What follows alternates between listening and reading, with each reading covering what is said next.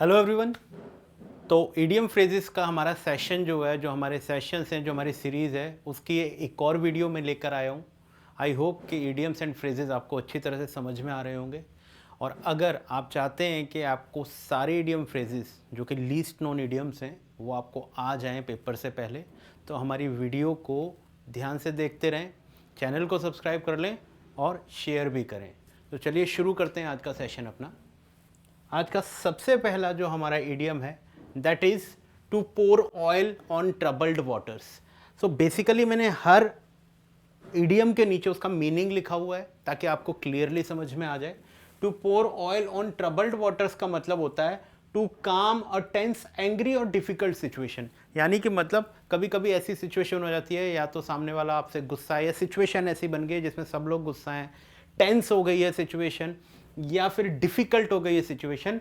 ऐसी सिचुएशन में अगर आप कुछ ऐसा कर दो जिससे वो सिचुएशन जो है वो नॉर्मल हो जाए, तो ऐसी स्थिति में हम, ऐसी सिचुएशन में हम इस तरीके के इडियम को यूज़ करते हैं, to pour oil on troubled waters. तो इसका आंसर जो है वो हमारा क्या हो जाएगा? To foment troubles, to spoil someone's carefully plan program, to instigate या to calm a quarrel with soothing words.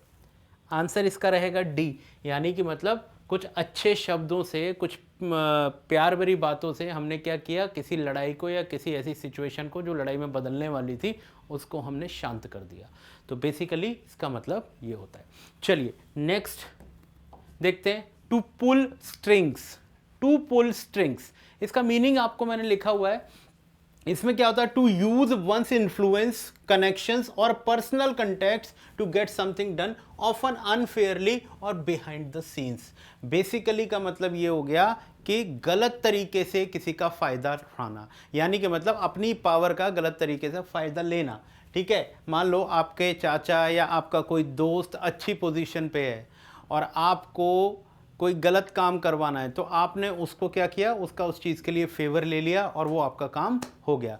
तो ऐसे का मतलब, ऐसी सिचुएशन का मतलब ये होता है टू पुल स्ट्रिंग्स। ठीक है, अब देखो इसका आंसर क्या होगा? To exert his influence, to teach someone, to speed up a languaging process, या टू स्टार्ट समथिंग न्यू। तो इसका मतलब क्या होगा? इसका आंसर हो जाएगा हमारा टू एक्सर्ट हिडन इन्फ्लुएंस। यानी कि मतलब अगर आपको कहीं जाना है और कोई काम करवाना है गवर्नमेंट ऑफिस में, तो यूजुअली हमें क्या होना करता है? लाइन में लगना पड़ता है। लेकिन अगर आपका वहाँ कोई जानकार है तो आपका काम पहले कर दिया जाएगा, जो कि गलत है, क्योंकि और लोग भी लाइन में लगे हुए हैं, तुम्हारा काम पहले कैसे हो सकता है? लेकिन आपने क्या किया?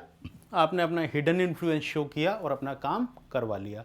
तो that is called to pull strings. चलिए नेक्स्ट है डैम्प स्क्विब। डैम्प स्क्विब का मतलब होता है something that is disappointing because it fails to produce the expected excitement, success और इफेक्ट।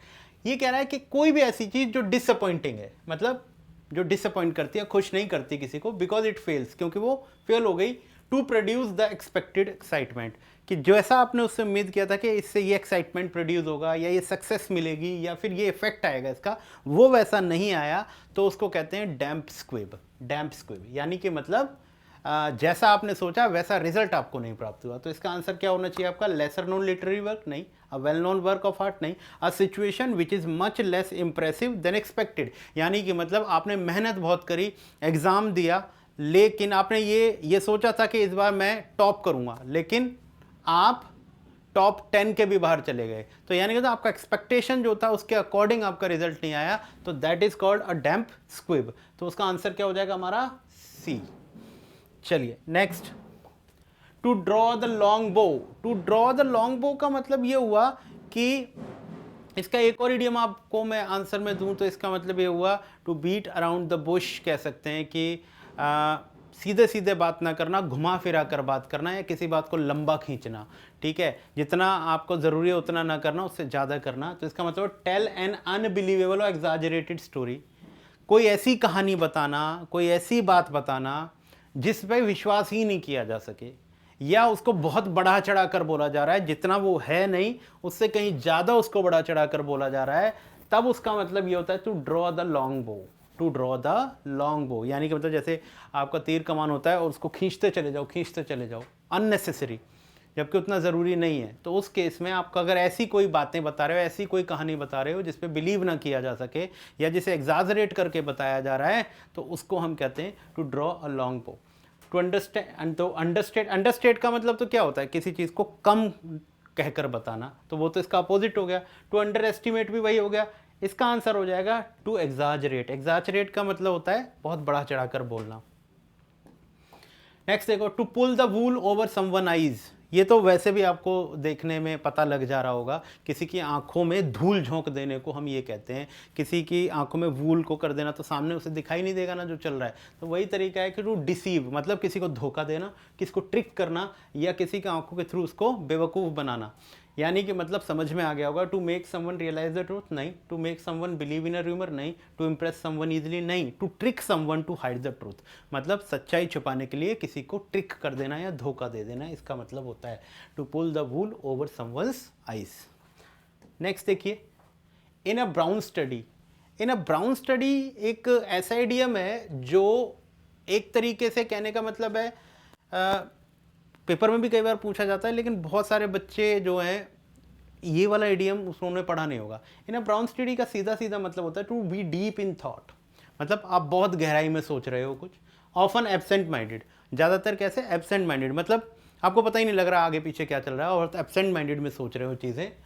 और lost in one's own thought, या फिर अपने ही ख्यालों में खोए हुए हो, आसपास क्या हो रहा है कुछ पता नहीं लग रहा है। इसलिए कहते हैं, इस बात को कहते हैं इन a brown study. In a brown study का मतलब है कि आप आसपास क्या हो रहा है, आप अपनी ही दुनिया में खोए हुए हो, क्या चल रहा है आपको पता ही नहीं लग रहा है। तो इसका आंसर क्या होना चाहिए, to be absorbed in one's thoughts. Yes, to be absorbed in one thoughts. To be too busy in planning for one's future नहीं, to study an irrelevant study नहीं, not to be able to fully concentrate on one study. ठीक है, तो basically क्या है, जब आप अपने ही विचारों में, अपने ही मज़े में मस्त होते हो, तो उसको हम कहते हैं इन अ ब्राउन स्टडी। नेक्स्ट देखिए, द सिमरिंग टेंशंस। यहाँ पर जो मैंने अंडरलाइन किया हुआ है, इसका मतलब ये है कि हमें इसी इडियम का आंसर देना है। The simmering tensions of the last few days came to a head. अब सिमरिंग का मतलब क्या होता है, जब कुकर में आप देख रहे होते हो कोई चीज़ पक रही होती है, तो उसमें सिमर की आवाज़ आ रही होती है, सिमरिंग हो रही होती है, और वो उसमें सीटी निकलने वाली होती है। तो सिमरिंग टेंशन का मतलब है कि बेसिकली कोई चीज़ पक तो रही है, होने वाली है, सिमर कर रही है अभी, और वो अभी कुछ ही देर में फट जाएगी एकदम। ठीक है, तो वही चीज़ होती है अ स्टेट ऑफ हिडन और सप्रेस्ड टेंशन। मतलब कहते हैं ना कि कोई चीज़ क्या होती है कि सप्रेस हो रही है, मतलब झेला जा रहा है, बंदा झेला जा रहा है, लेकिन एक समय ऐसा आता है कि वो फिर आउट ऑफ कंट्रोल होती है और वो बाहर आ जाती है। वही चीज़ हुई, अ स्टेट ऑफ हिडन और separate tension that had not exploded yet. अभी तक वो एक्सप्लोड नहीं हुई है, but may become a serious conflict, लेकिन उसके सीरियस कॉन्फ्लिक्ट हो सकते हैं जैसे ही वो अपने पर्टिकुलर एरिया से बाहर चला जाएगा। तो इसका मतलब होता है simmering tension, a point from where no return was possible, when a situation reached a point of crisis, a point where a consensus was reached, the ultimate point where goal was achieved. देखो ये तो है नहीं, ये भी नहीं है। When a situation reached a point of crisis, ये हो सकता है। A point from where no return was possible, ये नहीं है। तो हमारा आंसर हो जाएगा B, when a situation reached at a point of crisis. ठीक है, नेक्स्ट देखिए, to keep at bay. To keep at bay का मतलब यही होता है कि किसी को भी, किसी सिचुएशन को, किसी प्रॉब्लम को, किसी दिक्कत को अपने से दूर रखने को हम टू कीप एट अ बे कहते हैं। टू कीप समवन और समथिंग, कोई भी व्यक्ति या कोई भी चीज़, उसे कंट्रोल में रखना, किसी डिस्टेंस पे रखना, या फिर उसे अपने आप को नुकसान पहुंचाने से दूर रखने को हम कहते हैं टू कीप एट बे। तो यहां पर क्या होगा, टू प्रिवेंट फ्रॉम अप्रोचिंग और हैविंग एन इफेक्ट, ये भी नहीं होगा। Keep a safe distance from something, ये हो सकता है। टू रिटेलिएट विद, ये नहीं होगा, ये नहीं होगा। तो इस हमारा आंसर क्या बनेगा, बी बनेगा इस मीनिंग के अकॉर्डिंग। चलिए नेक्स्ट देखिए, गिफ्ट ऑफ द गैब। गिफ्ट ऑफ द गैब का मतलब मैं आपको समझाता हूं। यहां जो ये गैब लिखा हुआ है, गैब का मतलब होता है टॉक, टॉकिंग। ठीक है, और गिफ्ट का मतलब तो आप जानते ही हो, उपहार होता है। यानी कि मतलब जिस व्यक्ति को बात करने का गिफ्ट मिला हुआ होता है, उसको कहते हैं गिफ्ट ऑफ द गैब। उसका मतलब ये हो, उसको बात करने की कला बहुत अच्छी आती है। ठीक है, हिंदी में कहते हैं वाक्पटु। वाक्पटु का मतलब होता है वो बहुत अच्छी तरह से बात कर सकता हो। Natural ability to speak fluently, मतलब उसके अंदर नेचुरल एबिलिटी है फ्लुएंटली बोलने की। परसुएसिवली एंड कॉन्फिडेंटली, यानी कि मतलब किसी को भी अपनी बातों से इंप्रेस करने की और बहुत कॉन्फिडेंट बोलने की। ऐसे व्यक्ति के पास जब ये कला होती है तो कहा जाता है he has a gift of gab, उसमें बोलने की कला है, ठीक है। तो fluency and attractive manner of speech, flattering word नहीं होता है, तो आंसर हमारा पहला हो जाएगा बच्चों। नेक्स्ट चलते हैं, with a pinch of salt. With a pinch of salt कभी भी अगर इडियम आता है तो इसका सीधा सीधा मतलब होता है कि आप किसी को शक की नज़रों से देख रहे हो, यानी मतलब किसी भी चीज़ में, किसी भी सिचुएशन में आप शक जता रहे हो, शक देख रहे हो। तो इसका मतलब होता है not to believe something completely, किसी भी चीज़ को कंप्लीटली बिलीव ना करना, या आप स्केप्टिज्म में हो। स्केप्टिज्म का मतलब ही होता है शक करना, you are not sure about something, ठीक है। To doubt the truth of something, to be extremely careful, to enjoy the situation. तो ये तीनों हमारे आंसर नहीं है, हमारा आंसर क्या बनेगा, पहला। Got it. चलिए नेक्स्ट देखिए, his common place arguments fail to cut any ice with the interviewers. अब देखो, fail to cut any ice एक ऐसा इडियम होता है जिसका मतलब ये होता है कि आपने किसी भी व्यक्ति पर कोई इन्फ्लुएंस नहीं छोड़ पाया, आप अपनी बातों से किसी को इम्प्रेस नहीं कर पाए, किसी को आप सेटिस्फाइड नहीं कर पाए अपनी बातों से। तो कट द आइस का मतलब ये होता है, fail to cut the ice का मतलब है कि यू आर नॉट, या फिर मैं बोलूँ टू फेल टू इम्प्रेस, किसी को इम्प्रेस करने से फेल हो गए, इन्फ्लुएंस नहीं कर पाए, उसे परसुएड नहीं कर पाए और उसके ऊपर कोई भी इफेक्ट नहीं छोड़ पाए, तब हम इस बात को कहते हैं। तो इसका मतलब हो गया fail to convince, fail to get any, ये नहीं होगा, ये नहीं होगा, फेल टू इम्प्रेस और इन्फ्लुएंस, कन्विंस। तो हाँ, फिर कन्विंस नहीं मानेंगे हम, फिर हमें आंसर डी मानना पड़ेगा। हालांकि ये दोनों आंसर हो सकते हैं, यहाँ पर गलती से दो सेम टाइप के हमने क्या दे दिए, ऑप्शंस दे दिए, लेकिन जो बहुत नियरेस्ट है वो ये माना जाएगा। हालांकि कन्विंस भी हो सकता है, अगर ये ऑप्शन नहीं होगा तो हमें ये आंसर देना पड़ेगा, ठीक है। तो हमारा आंसर डी हो जाएगा, फेल टू इम्प्रेस और इन्फ्लुएंस। चलिए नेक्स्ट देखिए, knock the stuffing out of someone. Knock the stuffing out someone का मतलब होता है एग्जॉस्ट कर हो जाना, वीकन हो जाना, या completely discourage someone other physically और इमोशनली। यानी कि मतलब किसी को भी कंप्लीटली आपने क्या कर दिया है, एग्जॉस्ट कर दिया है, थका दिया है, चाहे वो फिजिकली चाहे वो मेंटली, तब हम कहते हैं to knock the stuffing out of someone, ठीक है। स्टफिंग का क्या मतलब होता है, कोई चीज़ किसी के अंदर भरा, और उसे नॉर्मली अगर किसी चीज़ में कोई चीज़ भरी हुई है तो आप उसे ठोंक ठोंक के बाहर निकाल दोगे, तो जब आप उसे ठोंकोगे तो उस केस में क्या होगा, वो एग्जॉस्ट होगी ना चीज़, आप भी एग्जॉस्ट होगे, वो भी होगी, तो उसी केस में इसको बोला गया है। तो आपको आंसर पता लग गया होगा, to cause someone to lose money and wealth, नहीं। टू इंसल्ट समवन, नहीं। To cause someone to retain confidence and enthusiasm, to cause someone to retain and, ये भी नहीं होगा। To cause someone to lose confidence, तो यही बात मानी जाएगी। इसमें आंसर हमारा क्या होगा, ये वाला होगा कि एग्जॉस्ट कर दिया, वीकन कर दिया, कंप्लीट डिस्करेज कर दिया, तो क्या होगा, उसका जो कॉन्फिडेंस है वो चला जाएगा। तो इसका नियरेस्ट आंसर यही होगा इसका। नेक्स्ट देखिए, most of the man are all fingers and thumbs when it comes to cooking. जब हम ये बात करते हैं ना, ऑल फिंगर्स एंड थम्स, तो इसका मतलब है कि सारी उंगलियों और सारे थम्स से आप किसी काम में लग गए हैं। इसका मतलब है कि you are not that much expert in doing that. इसका मतलब है आप उतने एक्सपर्ट नहीं हो, इसीलिए आपको सारी चीज़ों को यूज़ करना पड़ रहा है। इसका मतलब you are not that expert. तो इसका मतलब ये हो गया to be very clumsy. Clumsy का मतलब you are not sure. Awkward हो, specially when using your hands, जब आप अपने हैंड्स यूज़ करते हो तो आप पूरी तरह से कॉन्फिडेंट नहीं हो उसको लेकर, तब हम इसका यूज़ करते हैं। तो क्या हो जाएगा, वेरी ऑकवर्ड एंड क्लमसी। इसका आंसर हो जाएगा वेरी ऑकवर्ड एंड क्लमसी। बाकी ये तीन आंसर इसके नहीं होंगे। इज दैट क्लियर बच्चों? चलिए नेक्स्ट देखिए, अ वाइल्ड गूस चेज। अ वाइल्ड गूस चेज, ये जो वाइल्ड गूस होती है ना, इसके साथ एक बहुत ये चीज़ जुड़ी हुई है कि वाइल्ड गूस को आप इजीली पकड़ नहीं सकते, कंट्रोल में नहीं कर सकते, क्योंकि वो इतना तेज़ उड़ती है और तुरंत अपने डायरेक्शंस बदलती है। तो जब कोई वाइल्ड गूस को चेज करता है तो 99% वो फेल हो जाता है उसको पकड़ने में। तो वाइल्ड गूस चेज को ये माना जाता है कि वाइल्ड गूस को पकड़ने का मतलब क्या है, फ्यूटाइल है, मतलब इसका कोई फ़ायदा नहीं है, कोई इसका रिजल्ट नहीं निकलेगा, आप इस काम को जो कर रहे हो बेकार हो गया। इसका मतलब ये हो गया फ्यूटाइल, हेल्प होपलेस और पॉइंटलेस सर्च। मतलब एक ऐसी चीज़ करने जा रहे हो जिसका होना नामुमकिन है, for something that is difficult और इम्पॉसिबल टू फाइंड, ठीक है, वही चीज़ है।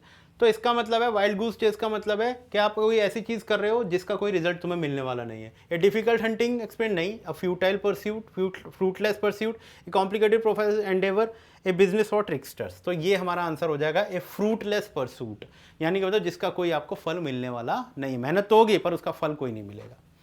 चलिए नेक्स्ट पे देखते हैं बच्चों। Many individuals who are deaf prefer the term. अब प्रेफर द टर्म के बाद ना आपको इन 4 ऑप्शन में से बताना है कि भाई हम डेफ के लिए कोई दूसरा वर्ड और क्या यूज कर सकते हैं। तो डेफ को हम डेफ ना कह के क्या बोल सकते हैं, हार्ड ऑफ हियरिंग। क्या बोल सकते हैं, hard of hearing. Hard of hearing is a positive word for def, यानी कि मतलब हम 2 तरीके से किसी से बात कर सकते हैं।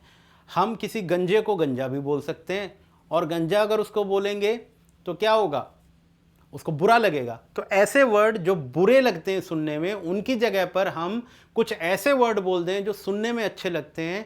ऐसे वर्ड्स होते हैं वो हमें, उसके डेफ के लिए हमें कौन सा वर्ड यूज करना चाहिए, hard of hearing. Hard of hearing का मतलब है जिसे बहुत कम सुनाई देता है वो। तो अब डेफ ना बोल के हम उसे क्या बोलेंगे, हार्ड ऑफ हियरिंग।